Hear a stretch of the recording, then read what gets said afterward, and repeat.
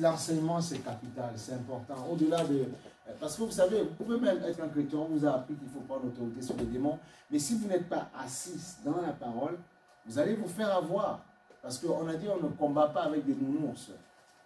Alors même si tu vis, tu vas continuer à vivre, mais en fait, ils vont faire des dégâts dans ta vie. Dieu peut leur dire, ne le tue pas, surtout pas. Mais ils vont créer des dégâts dans ta vie. Ta vie peut être brisée, tu peux tout perdre, tu vois. Voilà pourquoi il faut faire attention.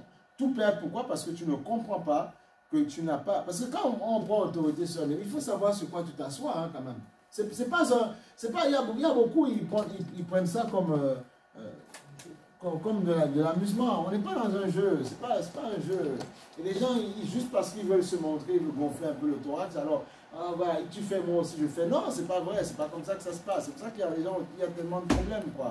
Quand tu entends la vie de certaines personnes, voilà, c'est chaotique, c'est brisé, division. Mais pourquoi? Parce que les gens ont prétendu des choses qui n'étaient pas. Et c'est dommage d'en arriver à ça. Il faut écouter, il faut écouter. Il ne faut pas s'amuser. On vit dans un monde réel, un monde spirituel.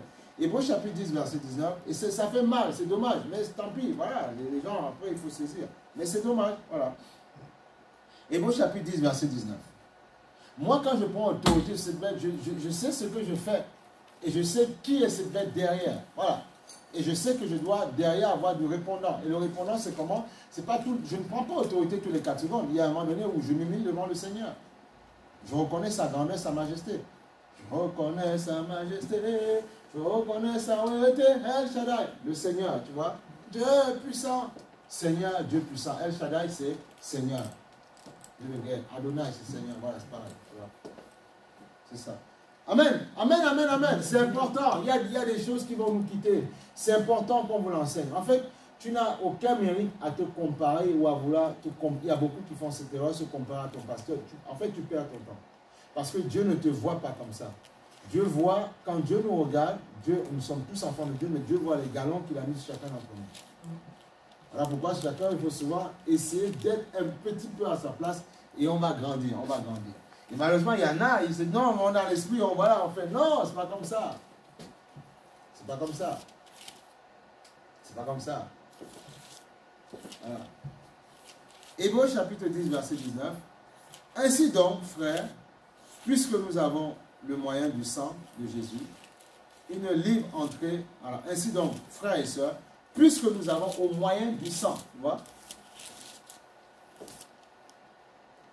Il y a des gens, parfois, on te dit, bon, je t'appelle frère, ou je t'appelle pasteur, je t'appelle ceci. Ouais, de toute façon, on est tous frères et sœurs en Christ.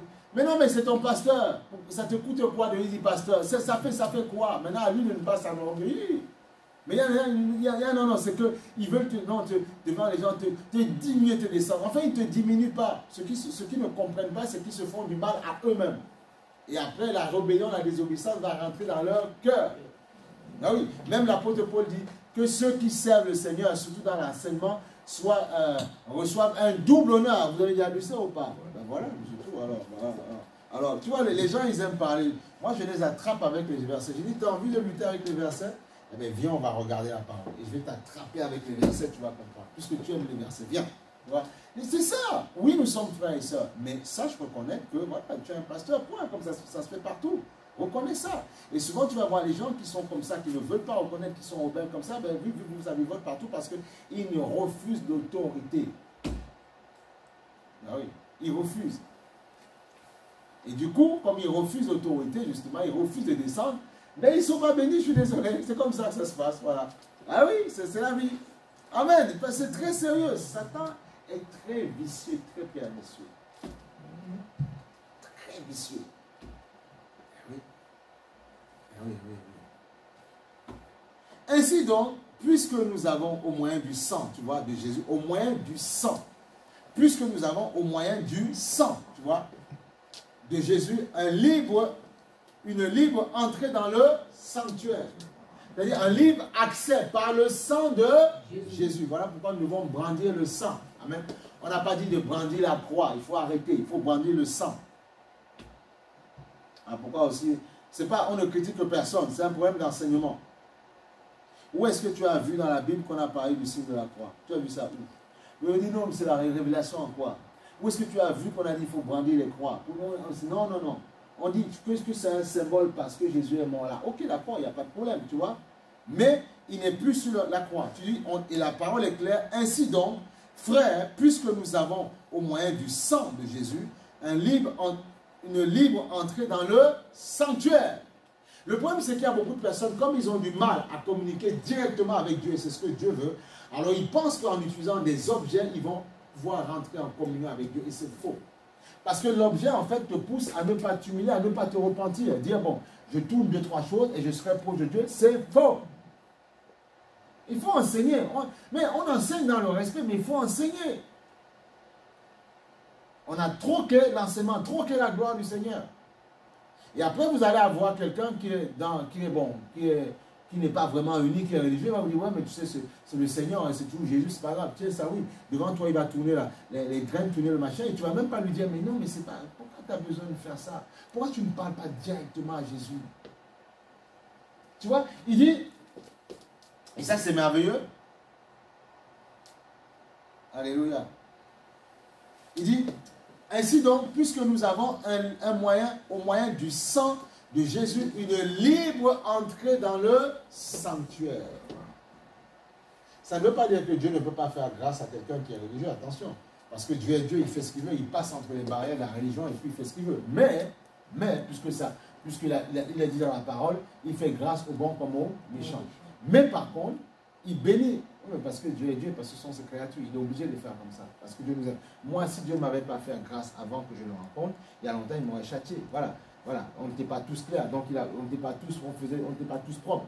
Donc, il a fallu qu'il me fasse grâce. Parce que quand Dieu fait grâce, même à une religieuse, c'est pour le préparer à la future rencontre qu'il aura avec lui. Amen. Voilà pourquoi Dieu, parfois, oui, Dieu peut faire grâce à un religieux. Dieu peut même, dans tellement de souffrance, il dit, bon, je te fais grâce, j'enlève un bobo que tu as sur toi, mais ça ne veut pas dire que la personne connaît Dieu. Une guérison ne veut pas dire que tu connais le Seigneur. Ah oui, la femme à la perte de sang, c'est une religieuse. Mais elle a créé à Dieu, Dieu lui a fait grâce. Après, je pense qu'elle a suivi le Seigneur. Est-ce que vous comprenez? Elle a entendu la parole, mais entendre la parole ne veut pas dire que tu es changé en Dieu. Elle a cru. C'est comme quelqu'un peut venir un matin dans une église, aujourd'hui dans cette église, et puis il entend une parole qui fait écho dans ses oreilles. Il dit, je reçois. Et puis, il t'appelle le lendemain, pasteur, je me sens bien, j'ai plus de problème. Effectivement. Mais ça ne veut pas dire qu'il est rempli de la connaissance de Dieu. Est-ce que c'est clair? Vous comprenez ça ou pas? Ce n'est pas parce que tu es guéri que tu connais Dieu, c'est faux. Dieu nous fait une grâce. Mais il dit une chose, il dit aussi mauvais que vous êtes. Votre Père dans le ciel vous donnera le Saint-Esprit. Il n'a pas dit vous donnera une guérison, mais le Saint-Esprit. Dieu donne le don du Saint-Esprit pour déclencher la guérison. Dieu peut guérir quelqu'un qui n'a pas la foi, parce qu'il a envie de faire. La Bible dit, même dans la parole, il allait dans toute la Galilée et il guérissait toute forme de maladie. Amen. Mais on voit que ces personnes n'étaient pas proches de Jésus, ils n'étaient pas autour des apôtres, mais Dieu les guérissait quand même. Pourquoi Jésus les guérissait? Pour les témoigner de sa réalité. Une guérison, une délivrance, c'est là pour te témoigner que Jésus existe. Mais dans cette guérison que les deux personnes vont posséder, il y en a qui vont connaître Dieu et d'autres pas. Amen. Voilà pourquoi même si tu connais Dieu, la guérison est ce qu'on appelle un bonus qui va te donner la force. Amen. Comme tu disais ce matin, quand tu montais les escaliers, ça me donne le courage de continuer, tu vois. Amen. Voilà. Parce que Dieu t'a fait grâce. Amen. Voilà.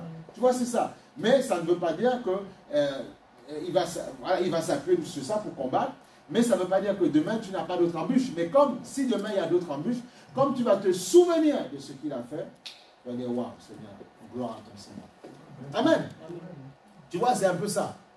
C'est ça. Hier, j'aurais pu, comme dans l'esprit, prendre le cachet parce que je voulais ouvrir la main. Et puis, l'esprit m'arrête. Et puis, comme j'avais prié avant ce matin, prié avant, tu vois. Et puis, bon, j'ai dit, mais en fait, il a plus rien. Le Seigneur, c'est plus après. Voilà, tu vois. Donc, c'est ça. Mais ça ne veut pas dire que j'aurais péché en le prenant, tu comprends. Mais il a voulu me démontrer qu'il est réel. Et ça m'a encouragé, ça m'a boosté. J'ai dit, Seigneur, je t'aime. Je suis connecté à toi. Mais parfois, tu as besoin de certaines choses pour nous témoigner, de faire certaines choses pour nous témoigner que tu es vrai. Tu comprends? Voilà. Ça ne veut pas dire qu'il faut après faire les gonflants, les autorités. Ah, je n'ai pas besoin de ça. Non, attention, non, on ne fait pas ça. Respectons la médecine, respectons toutes ces choses-là. Respectons, nous bénissons Dieu. Amen. Si tu les prends, prends-les. Ce n'est pas une interdiction. Par contre, tu pries le Seigneur pour ne plus en être esclave un jour. Voilà. Voilà, quand justement Dieu aura dégagé toutes les choses qui t'embêtent dans ton corps. Amen. Il faut être sage. On voit que la dame a la perte de sang. Pendant 12 ans, elle a été trafiquée par les médecins. Et ça, le Seigneur m'a toujours enseigné avec ça, c'est une indication. Elle a été trafiquée, elle a sûrement pris toutes sortes de machins. Mais on voit que ce n'est pas ça qui a trafiqué son corps. Puisque ça n'a pas détruit son corps, puisque quand elle a touché le pan de sa robe, en 2 secondes, tout a été rétabli du sommet de la tête à la plante des pieds. Donc un médicament, aussi indésirable soit-il, si tu es connecté à Dieu, ça c'est une révélation que je suis en train de donner, il ne peut pas détruire ton corps. Est-ce que tu comprends ce que je dis? Un médicament, amen, c'est valable pour tout le monde, un médicament, aussi indésirable les effets secondaires qu'il a, si tu t'accroches à Dieu, il ne peut rien te faire.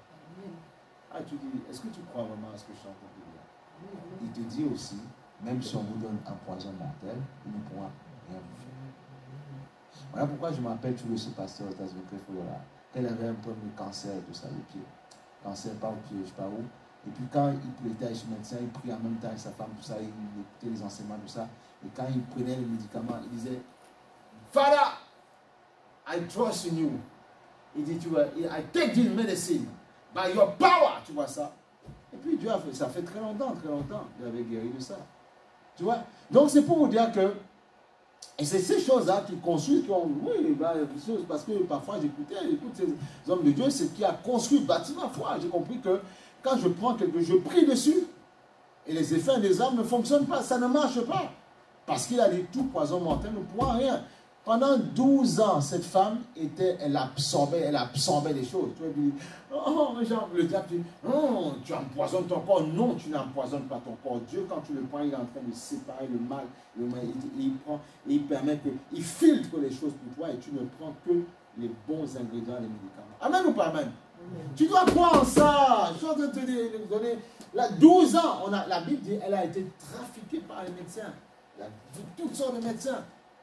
Au lieu de te dire, ouais, mais ceci, ouais, ça me fait. Non, ça ne te fait pas d'effet indésirable parce que le Saint-Esprit s'occupe. Il t'aide avec cette médecine, mais il s'occupe aussi de l'autre côté. En fait, comment te dire ça? Il veille à ce que justement ces médicaments ne détruisent pas ton corps par les effets indésirables. C'est ça ta foi, tu dois croire aussi. C'est ça la foi. C'est ça la foi. La foi, c'est magnifique. Donc, même le corona, le vaccin, nous tous on a pris ça. Et je crois que ça ne peut rien me faire. C'est tout. Voilà. Par contre, quand il y aura l'histoire de Marc de la bête à puce et tout ça, on ne prend pas. D'accord? Ça, on ne prend pas. Mais ça, il a dit, tout machin, tout poison ne pourra rien vous faire. Rien du tout. C'est la foi que tu dois avoir. Même si les gens disent, ouais, il y a des vidéos partout, oui, il y a des effets indésirables, oui, je me sens plus fatigué, oui. Ça, moi, ça ne me fait rien du tout. Voilà, c'est tout. C'est tout. Pourquoi? Parce que je m'appuie sur une parole qui a dit, même si on vous inocule, on vous donne un poison mortel, il ne pourra rien vous faire. La foi domine et règne partout. Ben voilà. C'est ça. C'est comme ça. Voilà. Non, les effets de ci, de ça, de ça. Je ne serai pas esclave de ce médicament, mais si je le prends un jour, ça ne va pas me détruire. Non, voilà. Parce que Dieu vient par son esprit purifier mon sang. C'est pour ça que tu dois comprendre la puissance du Saint-Esprit dans ton corps. Il purifie ton corps. Ah oui. Ah, il filtre ton sang, il filtre ton corps. Vous savez, moi, le Saint-Esprit, ce n'est pas juste une vapeur, ce n'est pas juste un vent dans mon corps. Non, non, non. C'est un être réel qui prend soin de moi, qui me bichonne. Et quand il rentre dans mon corps, il purifie toutes mes cellules. Voilà. Mes cellules. Comme ça, tu vieillis bien. Tu vieillis en bonne santé. Voilà. Le jour où tu pars dans la gloire. Amen. Mais il faut faire confiance au Seigneur. Ne pas murmurer. Parce que tu vois, on murmure, après on se murmure, on se dit non, non, non. Tu dois être fixe. Je crois, il m'a dit une parole, alors va. J'y vais, point barre. Je ne baisse pas les bras. Je ne craque pas. Ah oui. C'est pas toi qui m'as appelé, c'est lui qui m'a appelé. Donc, puisque c'est lui qui m'a appelé, même si tu m'abandonnes, moi je ne craquerai pas. Parce que c'est lui qui m'a appelé. Et si je craque, je suis en train de pécher. Et si nous tous avons compris que c'est lui qui nous a appelés, on ne craque pas. Parce que ce n'est pas un homme, c'est lui qui nous a appelés. Il a interpellé un jour nos cœurs. Alléluia. Donc tu vois, il dit ceci. Ah. Ainsi donc, frères, puisque nous avons au moyen du sang de Jésus une libre entrée dans le sanctuaire, par la route nouvelle et vivante qu'il a inaugurée pour nous au travers du voile, c'est-à-dire sa chair. Il fallait que le voile soit déchiré. Et c'est pour ça qu'il devait être crucifié pour nous faire rentrer dans une nouvelle dimension dans le royaume. Je répète, il fallait que Christ soit crucifié. Vous savez que dans le temple, il y avait ce qu'on appelait le voile. Est-ce que tu me suis? Il y avait le voile qui cachait la gloire de Dieu, la Shekinah, la grandeur de Dieu dans le temple. Donc il fallait que ce voile soit déchiré pour entrer dans le second, dans le lieu de 3 fois saint. Mais on n'avait pas accès, sauf certaines personnes. Donc il a fallu justement que le Christ qui était Dieu sur la terre soit crucifié afin que le voile soit déchiré. Voilà pourquoi il dit très clairement, il dit ceci, par la route nouvelle et vivante, donc par le sang, à cause du sang, hein, qui nous rend capables, qui nous donne l'accès, par la route nouvelle et vivante qu'il a inaugurée pour nous au travers du voile, c'est-à-dire sa chair. Amen. Sa chair a été meurtrie, crucifiée, et le sang a coulé. Alléluia. Voilà pourquoi tu vas faire la différence entre le pasteur, le mari, le frère, le fils, tout ce que tu veux. Parce que si tu ne comprends pas ce que je fais là, tu ne vas pas saisir la révélation. Oh, on se connaît à la maison. Oh, on se connaît. Non, non, non. Là, on ne se connaît pas. Là, c'est Dieu qui parle. Amen. C'est très important. Parce que pour que tu puisses grandir dans le Seigneur, tu dois comprendre. C'est très capital. Et c'est là où beaucoup ne comprennent pas cette réalité-là. Ils regardent un homme qui parle, qui prêche, mais ils ne saisissent pas la parole de vie pour eux, en fait. Amen.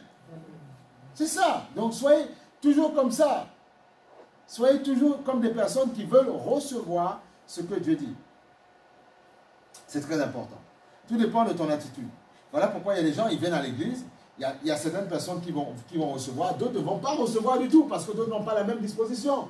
Tout le monde n'a pas la même disposition. On va venir voir une église, voir comment ils sont. Est-ce qu'il y a beaucoup de monde, pas beaucoup de monde, je ne sais pas. Est-ce que non, alors qu'il y a des gens qui viennent écouter Dieu, écouter quelque chose. Et c'est ça la différence. Quand tu viens pour écouter le Seigneur, ça fait la différence.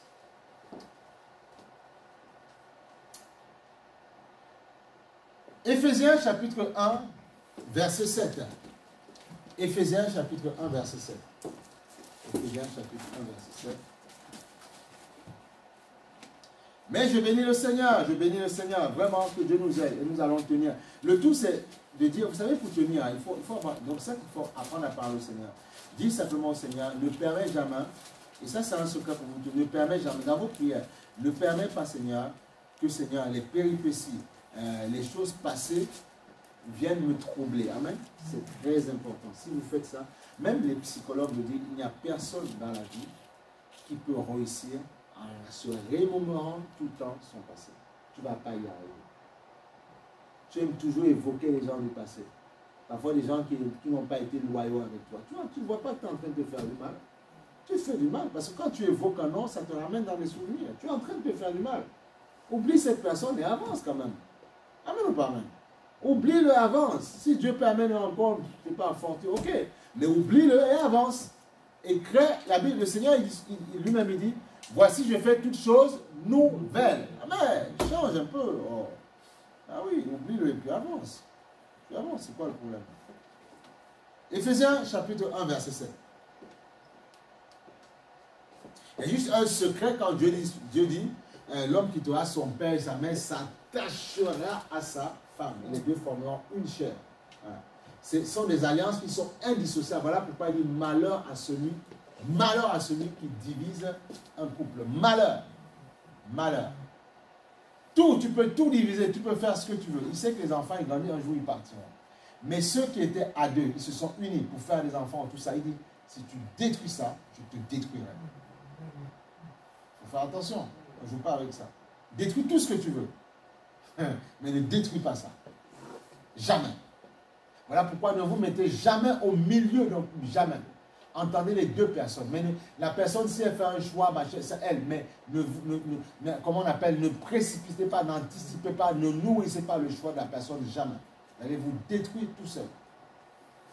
Jamais faire ça. Vous allez vous détruire parce que c'est Dieu qui dit ça. Malheur à celui qui sépare ce que j'ai uni.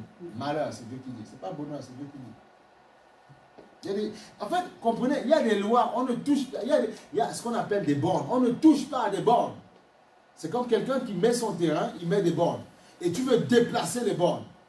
Mais la justice va tomber dessus.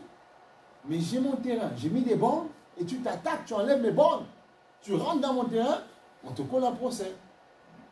Je vous assure, malheur, il y a des choses qu'on ne doit pas faire. Même si tu trouves que des gens en couple, ils font tout, n'importe quoi. Laisse-les, tu pries pour eux, tu dis Seigneur, éclaire-les, guide-les. Voilà. Mais ne sois pas un instrument de division, jamais. Protège ta vie, protège ta vie. Alléluia. Éphésiens chapitre 1, verset 7. Maintenant, un couple devant Dieu, c'est celui qui est uni devant le Seigneur, la mère et tout ça. Bon, même si quelqu'un s'attache à quelqu'un et puis la personne est bizarre et tout, laisse-le, ne l'influence pas. Amen. Voilà, Éphésiens chapitre 1, verset 7. Voilà. En lui, par son sang, nous sommes rachetés, pardonnés de nos fautes, conformément à la richesse de sa grâce. Tu vois? Donc, c'est ce qu'on appelle la puissance du sang. La puissance du sang. Ah, je bénis Dieu, vraiment. Je bénis Dieu, je bénis Dieu, je bénis le nom du Seigneur. Dieu est bon, Dieu est bon, Dieu est bon. Amen. C'est vrai que quand parfois il y a des combats, des attaques, parfois le diable peut enlever ça de votre bouche. Hein, et dire, je veux que tu ne prêches plus. Non, on va prêcher cette parole. On la prêche parce que Dieu nous remplira toujours. Amen. Ah oui, c'est ça. Voilà pourquoi dans tes prières, tu dois dire, Seigneur, quand tu es chez toi, Seigneur, bénis mon pasteur, bénis le Seigneur, permets qu'il reste toujours fort, fort pour me remplir. La preuve, tu vois que tu as une guérison, tu vois que tu as ceci, c'est un témoignage que Dieu marche avec sa vie, c'est tout. Donc tu dois penser à lui dans tes prières, voilà, pense à lui, tu dis Seigneur, fortifie-le, remplis cet homme, Seigneur. Que jamais l'ennemi ne l'attaque, ne le déstabilise. Si l'ennemi veut le déstabiliser, Seigneur, prends-le par le col de la chemise et ramène-le toujours vers toi. C'est ça tes prières. Comme ça tu dois prier. Amen. Voilà. Ça je te l'autorise, tu dois prier comme ça pour ma vie. Amen, tu es autorisé pour ça. Voilà. De toute façon, même si tu ne fais pas, moi je prie pour moi. Voilà, c'est tout. Tu vois, je compte sur moi-même. Mais après, si tu le fais, Dieu te bénira aussi. C'est comme je me rappelle quelqu'un qui me disait hier, c'est avant-hier, qui doit débloquer une situation. Mais pourquoi vous ne m'avez pas dit que vous étiez pasteur? Pourquoi vous ne m'avez pas dit? J'ai dit, mais non, il faut être humble, il faut être tranquille. Il dit, mais non, mais non, mais non. Bon, ne m'appelez plus, c'est moi qui fais, c'est moi qui fais. Voilà. Non, c'est moi qui fais.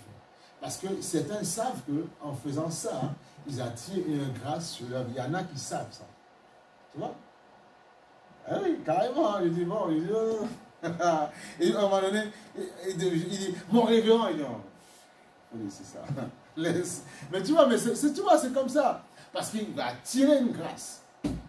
Alors je lui ai dit, si ça fonctionne et tu arrives à faire ce qu'il faut faire, moi je vais prier le Seigneur qui t'élève à ce niveau-là et que ton nom soit connu.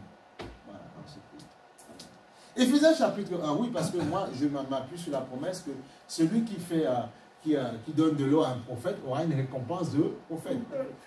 Voilà, c'est ça. Mais oui, nous croyons que Christ ensemble va enfanter des gens, que Dieu va élever dans les hauteurs. Nous croyons en ça. Si tu ne crois pas en ça, moi j'y crois. Je crois que ma vie ne sera plus la même. Il ne marche pas selon la vue. Tu as tellement été combattu que tu n'as plus la foi. Tu craques. Moi je ne craque pas. Donne-moi un nom de Jésus. Voilà. Get up, stand up. Alléluia. Plus ils combattent, ils attaquent, on se met debout, on repousse. Et quand on repousse, quand Dieu nous met debout, on dit, nous sommes debout comme des soldats. Et on va attaquer au nom de Jésus. Voilà. Alléluia. Merci Seigneur pour ta grâce. Yes. Tu vois, il dit, Éphésiens 1,7, en lui, par son sang, nous sommes rachetés, pardonnés de nos fautes, conformément à la richesse de sa grâce. Alléluia. Ah. En lui, par son sang. Amen. Nous sommes rachetés, pardonnés de nos fautes, conformément à la richesse de sa grâce. Par son sang. Par le sang de Jésus. Voilà pourquoi quand il demande de prendre la Sainte Seine, prends-le avec foi. Le sang de Jésus libère et guérit de toute forme de maladie. Bien-aimé, accepte-le. Même si tu prends des médicaments, accepte-le. Accepte-le. Tu vas voir, tôt ou tard, Dieu va détruire cette puissance de médicaments et tu verras que tu seras libéré. Même si ça Dieu dit c'est une prophétie. Si elle tarde, attends l'enfermement, elle s'accomplira. Mais prends avec foi, prends avec foi, prends le sang, prends la coupe avec foi, prie avec foi. Même si tu as, prends la dame pendant 12 ans, elle a souffert, mais elle a entendu une parole, elle a saisi. Prends avec foi. Alléluia. Merci Seigneur. On va aller sur 1 Jean chapitre 1 verset 7. Donc tu vois, nous sommes rachetés, pardonnés de nos fautes conformément à l'entrée de sa grâce par son sang. Donc quand l'ennemi te présente, veut t'accuser, présente le sang de Jésus. Il dit si quelqu'un a quelques péchés, Dieu est plus grand que ton cœur. Demande pardon, et tu verras grâce. Et on a vu vendredi soir qu'il y a les péchés de l'âme et les péchés du corps. Il y en a qui vont même plus loin, qui disent qu'il y a les péchés de l'esprit. Bon, ça c'est notre domaine, puisque la Bible dit que l'esprit est bien disposé. Bon, après voilà. Mais il y a les péchés du corps, là on est sûr, et les péchés de l'âme. Je pense avant et j'accomplis. Voilà. Tu vois, ça c'est l'âme. Tu vois. Et le corps quand tu pratiques la chose. Il y en a aussi de l'esprit. Voilà. C'est encore une autre étape. Donc 1 Jean chapitre 1 verset 7. Mais si nous marchons dans la lumière, tout comme Dieu lui-même est dans la lumière, nous sommes en communion les uns les autres, les uns avec les autres, et le sang de Jésus-Christ nous purifie de tout péché. C'est-à-dire, si nous sommes dans la lumière, donc il faut déjà être dans la lumière. Ça veut dire que même dans la lumière, ça peut arriver que tu as une pensée bizarre. Ça peut arriver. Même le doute est un péché devant le Seigneur. Ah oui.